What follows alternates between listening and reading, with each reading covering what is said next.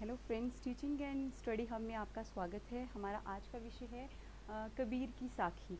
तो सबसे पहले जो है हम कबीर जी के जीवन के विषय में पढ़ेंगे कि कबीर जी का जन्म काल जो है, कबीर जी का जन्म काल 1398 ईस्वी से लेकर 1518 ईस्वी तक माना जाता है। ऐसा माना जाता है कि कबीरदास जी एक क्रांतिकारी कवि थे, क्योंकि उन्होंने अपनी रचनाओं में उस समय में उस समाज में व्याप्त जितनी भी कुरीतियाँ थी उनके विरुद्ध आवाज़ उठाई, चाहे वो किसी भी धर्म से हो।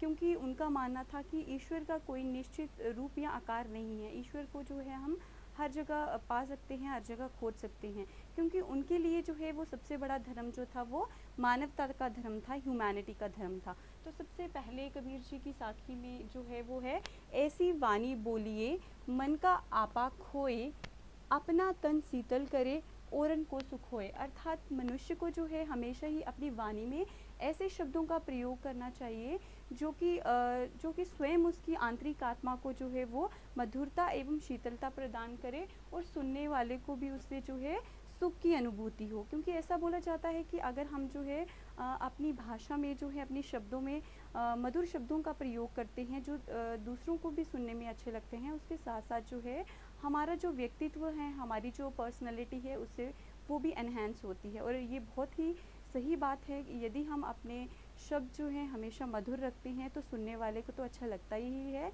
लेकिन हम अपने भीतर भी जो है एक शांति का अनुभव करते हैं। तो हम कह सकते हैं कि कबीर जी की जो भाषा है वो खिचड़ी भाषा है। उन्होंने मिश्रित शब्दों का प्रयोग किया है, जो कि उस समय की अवधी भाषा से कुछ शब्द जो हैं उसमें से लिए गए हैं।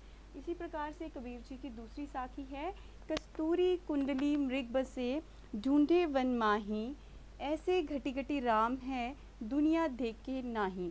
अर्थात यहाँ पे बात की गई है एक कस्तूरी नामक हिरन की। ये एक वेराइटी है हिरन की, जिसकी नाभि में जो है एक सुगंधित पदार्थ पाया जाता है, लेकिन वो उस नाभि को लेकिन वो उस सुगंधित पदार्थ को खोजने के लिए जो है वो जंगल में भटकता फिरता है, क्योंकि उसको लगता है कि हो सकता है वो जो खुशबू उसको आ रही है वो कहीं आसपास जंगल में से आ रही है। तो उसी को खोजने के लिए वो जो है जंगल में भटकता हुआ फिरता है, लेकिन वो अपनी अज्ञानता के कारण ये नहीं जान पाता कि जिस खुशबू को वो अनुभव कर रहा है, जिस सुगंधित पदार्थ का वो अनुभव कर रहा है, वो उसकी नाभि में ही विद्यमान है। ठीक उसी प्रकार से यहाँ पे कस्तूरी हिरण की तुलना जो है वो मनुष्य से की गई है, कि जिस प्रकार से मनुष्य के भीतर जो है मनुष्य के भीतर जो आत्मा के रूप में जो है ईश्वर निवास करता है, लेकिन हम मनुष्य जो है मोह माया के कारण, अज्ञानता के कारण जो है ईश्वर की उस अनुभूति का आभास नहीं कर पाते, बल्कि उसको भिन्न भिन्न तीर्थ स्थानों पर ढूंढते हैं, भिन्न भिन्न धार्मिक स्थलों पर ढूंढने का प्रयास करते हैं, जो कि बिल्कुल नहीं है। ईश्वर जो है प्रत्येक मनुष्य के हृदय में वास करता है। आइए चलते हैं तीसरी साखी की ओर।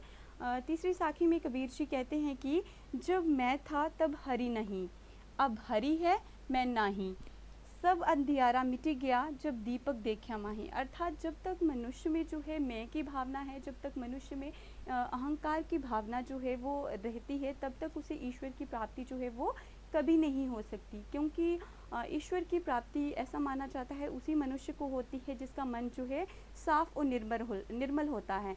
तो उसी प्रकार से हम कह सकते हैं कि यहाँ पे कबीर जी कहते हैं कि जब तक मेरे भीतर मैं की भावना थी, अर्थात जब तक मेरे भीतर जो है वो अहंकार था, तब तक मैं ईश्वर के अनुभव को जो है वो नहीं पहचान पाया। लेकिन जैसे ही मेरे भीतर से जो है मोह माया, लाभ, अंधकार जैसी कुरीतियाँ जो है निकल गई, तभी मुझे ईश्वर की अनुभूति का आभास होने लगा। मुझे लगने लगा कि मेरे भीतर भी जो है उस भगवान का अंश जो है वो विद्यमान है। आइए चलते हैं चौथी साखी की ओर।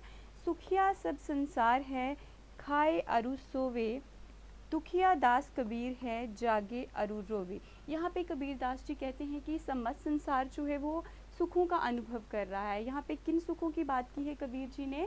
यहाँ पे भौतिक सुखों की बात की है, फिजिकल प्रॉस्पेरिटी के बारे में कहा है कि लोग जो है बाहरी सुख सुविधाओं को भोगते हुए जो है अपने जीवन में आनंद अनुभव करते हैं, लेकिन मैं उस ईश्वर की भक्ति में लीन हूँ, उस ईश्वर के विरह में मुझे इस संसार में कोई भी चीज़ अच्छी नहीं लगती है।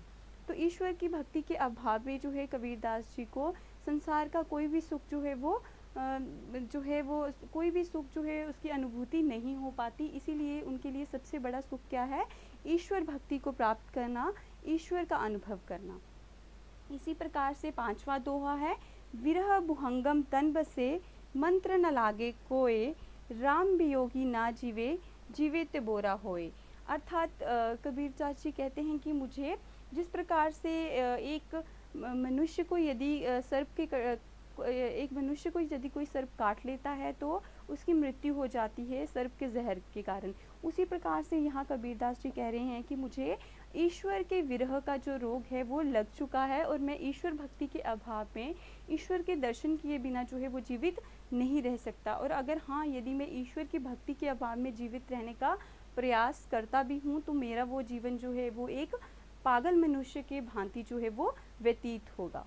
Thank you. आई होप आपको आज का ये टॉपिक जो है वो समझ आया होगा। If you like this topic, kindly like and subscribe my channel teaching and study hub. Thank you everyone.